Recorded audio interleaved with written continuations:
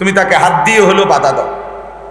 তো নবীজি বলছে যদি তোমার স্বাভাবিক বাধা মানতে না চায়, জোর করে হলো, শক্তি প্রয়োগ করে হলো তাকে কি দাও? বাধা। তো এইখানে একটা আশ্চর্য কথা আছে হাদিসে, এই লোকটাকে এত জোর দিয়া এই সামনে দিয়া পার হইতে বাধা দিবা কেন? নবীজি বলছে, খোদার কসম নবী বলছে, আমি ওর দাগ দিয়া রাখছি হাদিস, ফা ইন্নামা হুয়া শাইতান। এই শব্দ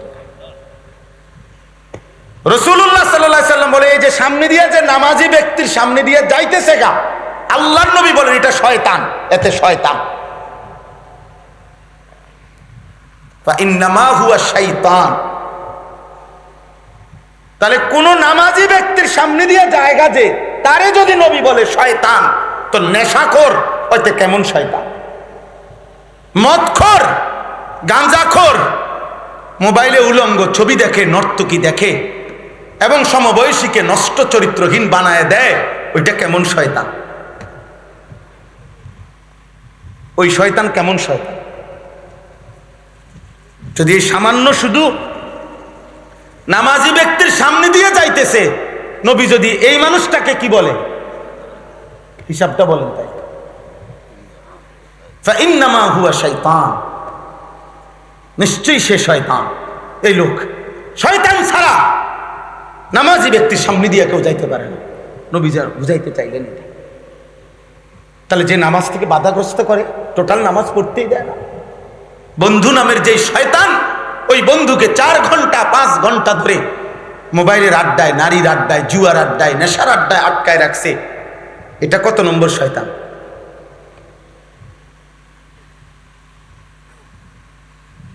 বলো না ভাই, বুঝতে শেখো, বুঝতে। আবারও বলছি, তোমাদের সময়ে তোমরা সবচেয়ে বড় তোমাদের ভাগ্য, তোমাদের অসংখ্য ছেলেদের ভাগ্য, তোমরা যারা বেনামাজি চরিত্রহীন, তোমরা যারা দিবানিশি নারী দেখো, ছবি দেখো, মোবাইলে অশ্লীল দৃশ্য দেখো, তোমাদের চুল যাদের বেঈমান মুশরিকের মতো, জীবন যাদের বেঈমানের মতো, তোমাদের সবচেয়ে বড় ভাগ্য, কপাল, সৌভাগ্য যে তোমরা একজন উপযুক্ত অভিভাবক পাও নাই। এটাই তোমাদের সবচেয়ে বড় প্লাস পয়েন্ট, সৌভাগ্য। তোমার কপালে এমন কোনো অভিভাবক জোটে নাই যে তোমারে টেনে ধরবে, এটা তোমার সবচেয়ে বড় কপাল, ভাগ্য গুণে তুমি এমন লাকি পাইছো যে তোমার 24 ঘন্টা না, টানা 42 ঘন্টাও যদি তুমি উলঙ্গ ছবি দেখো, তোমারে কেউ ডাক দিবে এমন তোমার কপালে কেউ নাই। 365 দিনে, খোদার 1 বছরে কোনোদিনও যদি ফজরের নামাজের জন্য তুমি নিকৃষ্ট নাফরমান যদি নাও ওঠো, তোমার কপালে এমন কেউ জোটে নাই যে তোমারে টাইকা তুমি। আর আমার কপাল আলহামদুলিল্লাহ, আমি এমন মা পাইছি যে মা আমারে খোদার 12 মাস মা আমারে ফজরের নামাজের জন্য উঠাইছে। আলহামদুলিল্লাহ, আলহামদুলিল্লাহ, আলহামদুলিল্লাহ। মা আমারে স্কুলের ঘন্টা বাজাইয়া আমগরে, আমরা 5 ভাই 3 বোনকে প্রত্যেক রুমে রুমে গিয়া গিয়া আমার আম্মা এই ঘন্টা যেমনি টুং টুং টুং টুং করে বাড়ি দেয়, স্কুলে বেল ফেটে না, গোল কাঁসার ইয়ার ভিতরে, এইটা আমাদের ঘরে আছে, ছিল। মা আমরা যখন একসাথে ছিলাম, আমরা বাবা মা থাকতে, মা আমগরে রুমে রুমে গিয়া গিয়া আমনে দরজার সামনে এইটা টুং টুং টুং টুং করে বাড়ি দিত ফজরের সময়। এবং ওই ডাকে আমরা ঘুম ভাঙতাম। কত সময় আছে মনে আছে, মারে বলছি, মা আমি উঠছি, মা আমার যখন 2টা ছেলে মেয়ে আছে, আমি বিবাহিত, আমার ছেলে মেয়ে আছে, তখনও মা আম করে উঠাইছে, কইছি মা উঠছি, মা আপনি এটা ফিডন বন্ধ করেন, বেল ফিডা, উঠছি মা। আমার আম্মা বলতেন যে হবে না আব্বা, লাইট ধরাও, দরজা খোলো, বাইরে শুইয়া শুইয়া উঠছি কইলে হইতো না।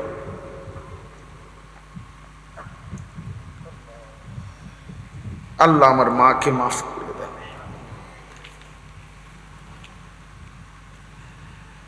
আর বদনসিব সন্তানের কপালে এমন একটা অভিভাবক জোটে নাই, 365 দিনে ওরে কেউ কোনোদিন ফজরের নামাজ বলে না। এই ছেলেদের চেহারা দেখেন চাচা, আপনারা, আপনাদের কি মনে হয় নামাজি কয় পার্সেন্ট?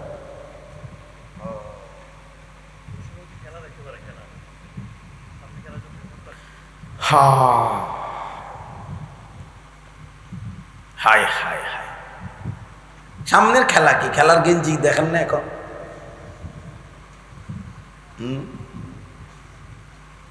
গেঞ্জি দেখেন না? ও নিজেই বুঝাই দিচ্ছে আমি মুশরিকের ভক্ত। হ্যাঁ, পৃথিবীবাসী গর্ব করে দেখো, ইব্রাহিম আলাইহিস সালাম সেদিন পুরা জাতি চারিদিকে তাকাইয়া দেখছে, ইব্রাহিম বাবাও মূর্তি পূজা করে, মাও মূর্তি পূজা করে, পুরা জাতি মূর্তি পূজা করে, একজন মাত্র দাঁড়িয়ে সেদিন ইব্রাহিম নবী বলছিল ওমা আনা মিনাল মুশরিকিন, হে আমার জাতি আমি মুশরিক নই।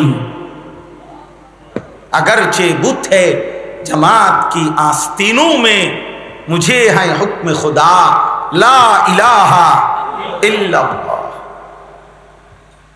ইব্রাহিম আলাইহিস সালাম বলছে আমার জাতি যদি তোমাদের প্রত্যেকের হাতে একটা একটা মূর্তি থাকে আর এর মাঝখানে দাঁড়িয়ে যদি আমি একা দাঁড়াই, আমি সেখানে দাঁড়িয়েও বলবো লা ইলাহা ইল্লাল্লাহ। আর আজকে আমাদের সন্তান প্রকাশ্য দিবালোকে পৃথিবীবাসীকে দেখাই দিছে, এ দেশবাসী, মনোহরগঞ্জবাসী, আমার এলাকাবাসী, দেখে নাও আমার গেঞ্জি দেখে আমি বেঈমানের ভক্ত, আমি কাফেরের ভক্ত, আমি মুশরিকের ভক্ত। ঠিক তোর কপালে থুতু, তোর কপালে থুতু, তোর কপালে ঠিক, তোর কপালে থু, তোর কপালে থু, থুতু তোর কপালে থু, ঠিক তোর কপালে। আফসোস তোর জীবনের উপরে, আফসোস তোর, আফসোস তোর মায়ের দুধের, তুই তোর মায়ের দুধের বেইজ্জতি করলি। আফসোস তোর মায়ের গর্ভের, তুই তোর মায়ের রেহেমের অমর্যাদা করলি। মা তোকে মুসলমান হিসাবে গর্ভধারণ করেছে, বেঈমান হিসাবে না, বেঈমান হিসাবে। এখন খুলে ফেল বেটা, এখন লজ্জা না করে খুলে ফেল বেটা। যাইও না ওইদিকে, যাইও না আব্বা, মুসলমানের বাচ্চা তুমি যাইও না, তুমি লজ্জা নিও না আব্বা, খুলে ফেলো, খুলে প্রতিবাদ করো যে খুলে ফেলো, যে হুজুর ঠিক আছে খুলে ফেললাম, প্রমাণ করলাম আমি ইমানদার, আমি ইমানদার। খোলো, খুলে উল্টায়া পড়ো, প্রয়োজনে উল্টা গেঞ্জি পড়ো এখন আপাতত, পরে প্রমাণ করো আমি মুসলমান। আমরা কি? আমরা ইমানদার, আমরা ইমানদার। রক্তে আমাদের কালেমা, কলিজায় আমাদের কালেমা। আমরা মায়ের পবিত্র দুধ পান করছি, আমরা বেঈমানের সন্তান না, আমরা মা ইমানদার মার সন্তান। আমরা পবিত্র মায়ের গর্ভে ধারণ করেছেন মা আমাদের। আমাদের সবার মা মুসলমান কিনা? বলো না বাপ, আমাদের সবার বাবা মুসলমান কিনা? আমাদের সমাজ মুসলমান কিনা? অতএব বেঈমান আমার প্রিয় হবে কেন? ব্রাজিল আমার কি? আর্জেন্টিনা আমার কি?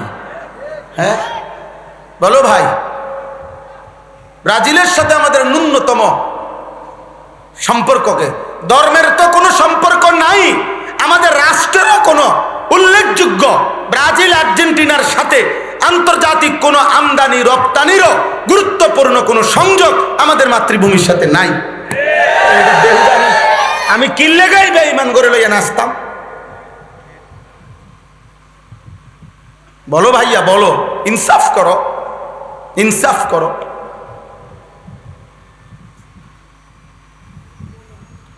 হাসি দিয়ে উড়াই দিও না, বিবেক দিয়া ভাবো, হাসি দিয়ে উড়াই দিও না।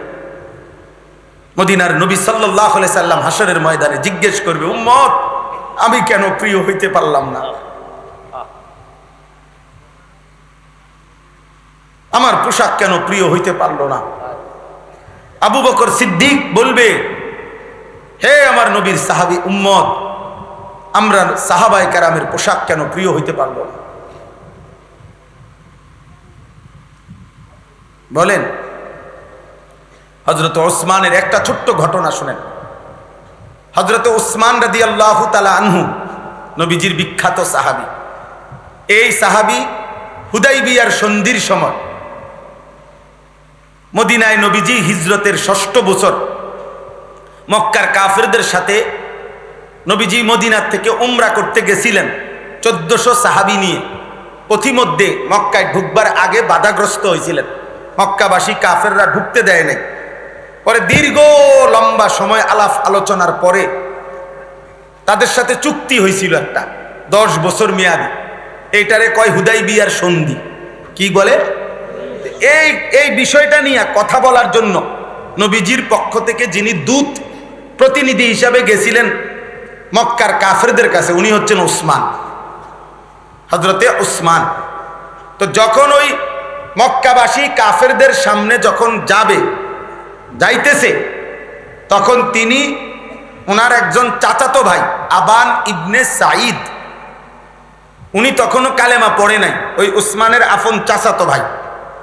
তো উনি আগে খবর দিছে ওনারে লোক মারফত যে তুমি আসো, আমি অমুক জায়গায় আছি, তোমার সাথে নিয়ে আমি তোমাকে কুরাইশ নেতৃবৃন্দের সাথে কথা বলবো নবীজির পক্ষ থেকে। কথা বুঝছিনি?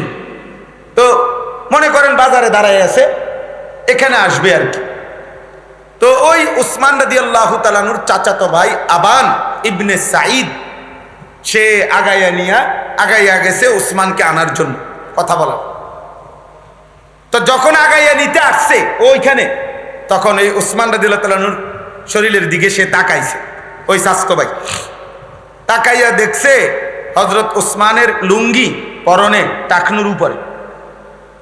তখন হাদিস তারিখে স্পষ্ট আছে, ওই চাচাতো ভাই আবান হযরত উসমানকে বলছে, উসমান তুমি আমার ভাই, চাচাতো ভাই, ঠিক আছে তুমি মুসলমান, আমি তোমার বিরোধী, বিধর্মী হোক যাই হোক, কিন্তু তুমি টাকনুর উপরে এই যে এটা এই পরনের পোশাক এটা এত উপরে উঠাইছো কেন? বলছে কেন, অসুবিধা কি? হায় ওসমান, তুমি কি জানো না আমাদের কুরাইশে যুগ যুগ ধরে তো এটাই নিয়ম, যার পায়ের কাপড় যতটা নিচে সে তত সম্ভ্রান্ত, সে তত বড় নেতৃস্থানীয়। এটাই তো তুমিও জানতা, এটাই তো হওয়ার উচিত। বুঝাই যাচ্ছে, আমি আফসুস করছি, এই কিতাবে আছে। ও চাচাতো ভাই বুঝাইছে, আমার আফসুস হচ্ছে নিশ্চয়ই ইসলাম ধর্ম গ্রহণ করার কারণে মুসলমানদের কাছে তোমার এখন আর কোনো সম্মান নাই, ফলে তোমার কাপড় অনেক উপরে উঠা। যদি তুমি মুসলমানদের কাছেও যদি সম্মানিত থাকতা, তাইলে তো তোমার কাপড় আরো অনেক নিচে থাকতো। বুঝি আগের এই পদবি নেতৃত্ব তোমার আর এখন নাই। কিন্তু তুমি যে পূর্ব থেকে বংশীয় মানুষ কুরাইশের, এই ইজ্জত রক্ষার্থে, তোমাদের নবীর সম্মান রক্ষার্থে, ধর্মের সম্মান রক্ষার্থে আল্লাহর কসম ওই বেঈমান বলতেছে, উসমান তুমি তোমার কাপড়টা টাকনুর নিচে নামাও, নামাইয়া চলো ওইখানে কথা বলতে। ওখানে নেতৃস্থানীয় কুরাইশ নেতৃবৃন্দ বসে আছে, কিতাবে স্পষ্ট আছে। হযরত ওসমান একটা চিৎকার করে সাথে সাথে বলছে, লা ওয়াল্লাহি হাদা ইজারু নবিয়িনা মুহাম্মদ সাল্লাল্লাহু আলাইহি ওয়াসাল্লাম। না না, বলছে না, আল্লাহর কসম, আমার বন্ধু, আমার সাথী, আমার নবী মুহাম্মদ সাল্লাল্লাহু আলাইহি সাল্লামের লুঙ্গি এভাবেই থাকে, আর এটাতে ইজ্জত। আমি এক সুতা টাকনুর নিচে নামাবো। এই হলো মুসলমান, এই হলো মুসলমান। দুশ্মনের কাছে আমাদের ইজ্জত মিলবে না, দুশ্মনের কাছে আমাদের সৌন্দর্য মিলবে না, দুশ্মনের কাছে আমাদের রুচি মিলবে না, রুচি মিলবে না। যারা শূকর খায়, যারা সাপ খায়, বিচ্ছু খায়, যারা ইঁদুর খায়, যারা প্রকাশ্যে সাধারণভাবে হারাম প্রাণী যাদের খাবার, দোস্ত, আমার বন্ধু, আমার হাত জোড় করে বলি, আব্বা, সে তোমার প্রিয় হয় কেমন? সে তোমার পছন্দের হয় কেন? সে তোমার পছন্দের হয় কেন? বলো না ভাই, বলো না ভাই। ওদের ধর্মের বিশ্বাস টিকাইয়া রাখার জন্য আমাদের এই মুসলমানদের গুরুত্বপূর্ণ ইবাদত ওরা সবাই জানে, কিন্তু ওদের ধর্মের বাণী অক্ষুণ্ণ রাখার জন্য ওরা যদি এত বেশি পরিমাণ মুসলমানের উপরে নির্যাতন করতে পারে ইন্ডিয়ায় শুধু গরু জবাই ঠেকানোর জন্য, তাহলে আমরা কাফের মুশরিকদের অনুসরণ করব কেন? তোমাদের বিবেক কি বলে ভাই? তোমরা খবর নাও এই বছরও এই পশ্চিমবঙ্গে কি পরিমাণ মুসলমানের উপরে অত্যাচার জুলুম করা হয়েছে।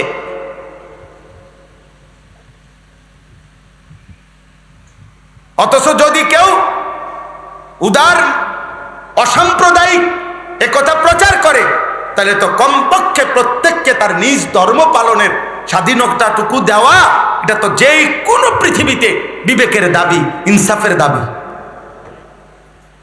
কই ওরা তো দিল না, ওরা তো দিচ্ছে না।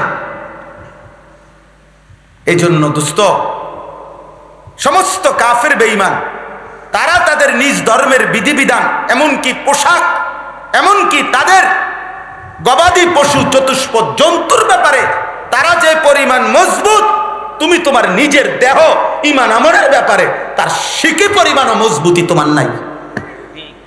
আফসোস, ওদের গরুর জন্য ওদের জেদ্দুর মায়া, তোমার ঈমানের জন্য তোমার এর থেকে কোটি গুণ বেশি মায়া থাকা দরকার ছিল না? বলো ভাই। অতএব আমি আর রাত দেরি করতে চাই না।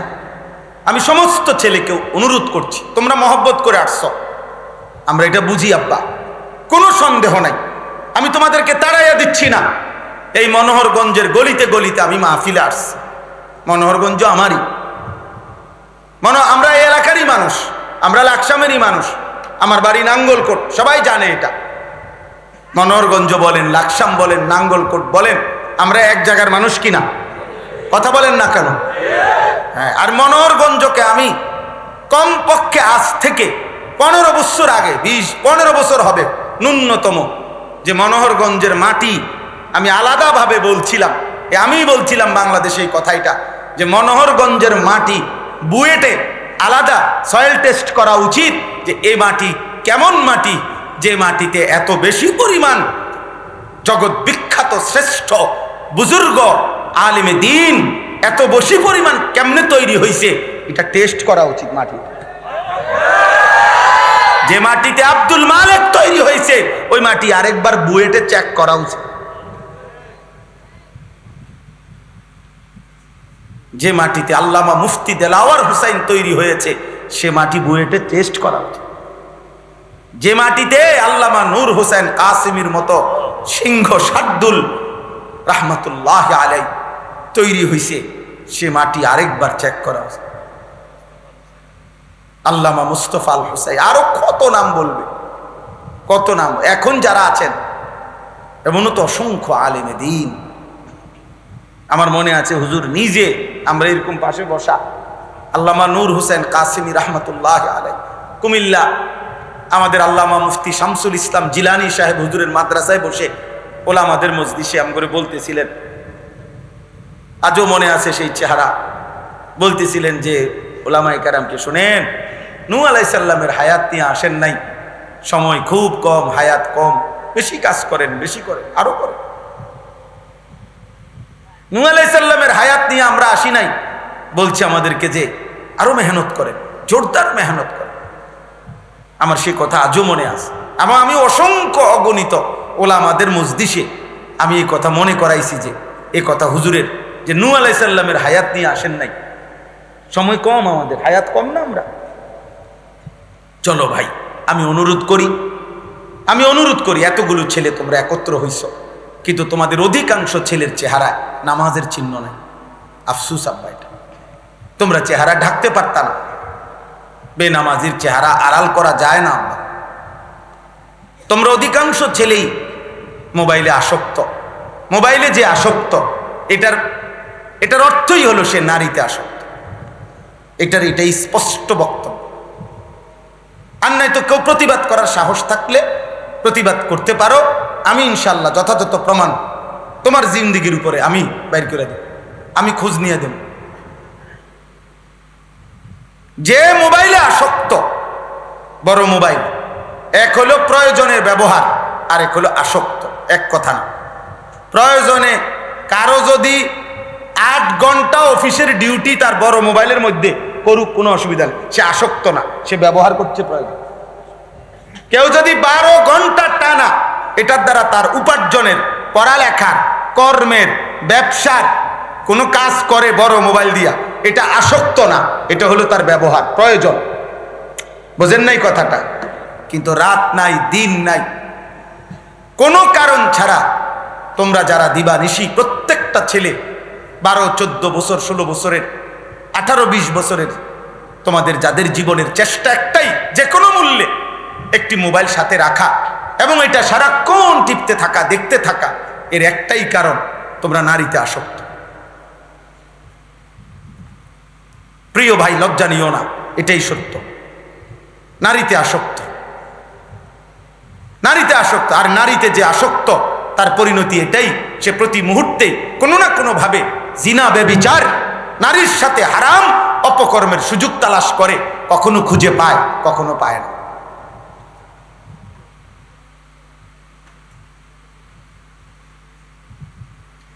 কিন্তু গুনার চেতনা চলতেই থাকে। নাউজুবিল্লাহ, নাউজুবিল্লাহ, নাউজুবিল্লাহ। আল্লাহ নবী সাল্লাল্লাহু আলাইহি সাল্লাম, আমার সন্তানরা শোনো, আমার ছোট ভাই শোনো, আল্লাহ নবী সাল্লাল্লাহু আলাইহি সাল্লাম বলছে 2টি পাপ। একটি হলো মদ পান করা, নেশা, মদ, নেশা, গাঁজা, ফেন্সিডিল, ইয়াবা, মানে মদ, নেশা, আর হলো জিনা। কসম আল্লাহ, নবীজি বলছে এই 2টি পাপ এমন যে করতে ইচ্ছুক হয়, যে জিনা করতে চায়, নারীর সাথে হারাম কাজ, আর মদ পান করতে চায়, খোদার কসম নবীজি বলছে আল্লাহ তাআলা ওই 2 পাপের পূর্ব মুহূর্তে ওই নাফরমানের কলিজার থেকে ঈমান খুলে ফেলে, ঈমান বের করে রেখে। আল্লাহ তাআলা বলে, নেশাখোর, নেশা করতে যাচ্ছ, ওয়েট, দাঁড়া, আমার ঈমান আমারে দিয়ে দাও, যা বেঈমান, এবার যা। নারী দেখবি, উলঙ্গ ছবি, জিনা করবি, ব্যভিচার, হারাম প্রেম, আচ্ছা ঠিক আছে, যাও, একটু দাঁড়াও, আমার ঈমান আমারে দিয়ে দাও, এবার যা, যা বেঈমান, এবার যা। বিশুদ্ধ তাফসীরের মধ্যে আমি এটা পড়ছি, আত-তাফসীরুল মুনীর, সূরা নূরের তাফসীর। মান জানা ওয়া শারিবাল খামরা নাযা আল্লাহু মিন কলবিহিল ঈমান কামা ইয়াখলাউল ইনসানু আল কামিসা মিন রাসি। নবীজি বলেন, যে ব্যভিচার করে এবং মদ পান করে, আল্লাহ তাআলা তার অন্তর থেকে এভাবে ঈমান বের করে ফেলে, মানুষ তার গায়ের জামা যেমন খুলে ফেলে। এটাই হাদিস। বলেন কি ভয়ঙ্কর কথা। আব্বা যদি এই ঈমান আর ফেরত না দেয়, এই কালেমা যদি আর ঈমান ফেরত না দেয়, তো তো তো জীবন জন্তু জানোয়ারের জীবন না, বেঈমানদের জীবন তো জানোয়ারের জীবন। কোরআনে আছে, উলাইকা কাল আনআম। বেঈমানের জীবন কিসের জীবন? জানোয়ারের জীবন। নাফরমানের জীবন জানোয়ারের জীবন, কোরআনের বক্তব্য। আল্লাহ আমাদেরকে বুঝ দান করেন। আমরা আহ্বান করছি, প্রতিদিন বলি একই কথা, এই ছাড়ার কথা নাই। প্রত্যেক দিন বলতে চাই, তোমরা গুনাহ থেকে ফেরো, আখলাকের হেফাজত করো, আখলাকের হেফাজত। তুমি অপেক্ষা করো, আব্বা, তোমার দাদা, তোমার দাদি একসাথে হওয়াতে তোমার আব্বা হয়েছে, তোমার আব্বা, তোমার মা একসাথে হওয়াতে তুমি হয়েছে। তার মানে নারী পুরুষের সম্পর্ক, স্বামী স্ত্রীর মিলন, এটা পৃথিবীর আবহমান কালের রব্বুল আলামিনের চিরন্তন ফায়সালা, ধারাবাহিকতা। ওয়াবাসসা মিনহুমা রিজালান কাসীরান ওয়া নিসাআ। অতএব এইটা যেহেতু ওই তোমার বাপ পর্যন্ত হইছে, তোমার পর্যন্ত হইব। তুমি কুত্তার মতো হইও না, কুত্তার মতো হইও, তুমি কুত্তার মতো হইও না। দয়া করে, নারীকে কেন্দ্র করে যার চরিত্র নষ্ট হয় সে খবিস। আর আল্লাহ ওয়াদা দিছে, এই খবিসের স্ত্রীও হবে খবিস। কসম আল্লাহ, এটা কোরআন শরীফের আয়াত না, আল খাবিসাতু লিল খাবিস। এই খবিস, এই আয়াতে খবিস বলতে বুঝাইছে নারীকে কেন্দ্র করে যে চরিত্র নষ্ট করছে। এই খবিস আল্লাহ ওয়াদা দিছে, খবিস তোর বউ হবে খবিস। ওই খবিস মেয়েকেও বলছে খবিস তোর স্বামী হবে খবিস। আল খাবিসুনা লিল খাবিসাত। আরো আশ্চর্য হইবে তোমরা যদি জানো তাইলে মজার পাইবা যে আল্লাহর নবী যখনই বাথরুমে ঢুকতেন, পায়খানা, তো নবীজি ঢুকবার আগে বলতেন আল্লাহ খবিস থেকে পানাহ চাই, মিনাল খুবুসি ওয়াল। তার মানে এক খবিস পায়খানায় থাকে, পায়খানা খবিস। এই জন্য চরিত্রহীন হলো খবিস, যেটা মূলত ডাস্টবিনের আবর্জনা, যেটা মূলত বাথরুমের আবর্জনা, যেটা পায়খানার ময়লা। নাউজুবিল্লাহ, নাউজুবিল্লাহ। আল্লাহ আমাদেরকে মাফ করেন। আমরা তোমাদেরকে ফিরাইতে চাই, আমরা বলতে চাই, আমরা বুঝাইতে চাই, আমরা বারবার বলি, এছাড়া আমাদের কাছে আর কোনো শক্তি নেই। ফিরাবে মূল সিদ্ধান্ত পরিবর্তন আল্লাহর হাতে। কার হাতে? বাকি আমরা দিবানিশি বলছি। এখানে আছে নূহ আলাইহিস সালাম, এই সূরার মধ্যে আছে হযরত নূহ আলাইহিস সালাম ওনার জাতির লোকদেরকে বলতেন যে হে আমার জাতি, তোমরা ওয়ালা ইয়ানফাউকুম নুসহি ইন আরাদতু আন আনসাহা লাকুম ইন কানা আল্লাহু ইউরিদু আন ইউগবিয়াকুম। হে আমার জাতি, 950 বছর নূহ নবী বলছে যে হে আমার জাতি, 950 বছর না, 9.5 লক্ষ বছরও যদি আমি বলি আর আল্লাহ যদি ফয়সালা নেয় তোমারে হেদায়েত দিবে না, খোদার কসম নূহ নবী বলে, তাহলে আমার কোনো উপদেশে কোনো কাজ হবে না। হেদায়েত তো দিবে আল্লাহ। হেদায়েত তো দিবে কে? ফয়সালা কার হাতে? এই জন্য আমরা হতাশ হই না, আমরা বলতেই থাকি। কারণ আমরা একথা গণি না যে ও আস্ত করেন হুজুর আজ 22 বছর, তো আল্লাহর দিকে ফিরছে কয়জন, না হিসাব করা আমার দায়িত্ব না। নামাজ পড়ে কয়জন আমাদের ওয়াজে, না আমার হিসাব আমার দায়িত্ব না। হিসাবের জন্য আলাদা ফেরেশতা, ওনাগো কাম কি? ওনারা কি আকামে বইয়ে রয়েছে? ও বেটা হিসাব দিব আল্লাহর কাছে। হিসাব দেওয়ার জন্য আলাদা ফেরেশতা আছে কিনা? তো আমার কাম কি? এটা আমার দরকার বলা। আমার দরকার কি? কবি ইধার কবি উধার, কবি জমি पर कभी आरश पर, कभी उनके दर कभी दर बदर। কখনো এখানে কখনো সেখানে, কখনো নিচে কখনো উপরে, কখনো দুয়ারে দুয়ারে, কখনো রবের দ্বারে, আল্লাহর ঘরে। গমে आशिकी तेरा शुक्रिया मैं कहां कहां से गुजर गया, कभी हो रास्तों में तन्हा कभी हो गुरूद सहरा, मैं जुनू का हम सफर हो मेरा कोई घर नहीं है। আমি ঈদের আগের দিন বুধবার দিন রাত্রে এশার পরে যখন বয়ান করছি, শ্রোতা ছিল 14 থেকে 15 জন। হ্যাঁ, 1 ঘন্টা বয়ান করছি আব্দুল কাদের ইসলাইবের মসজিদে, 14-15 জন মানুষ হবে।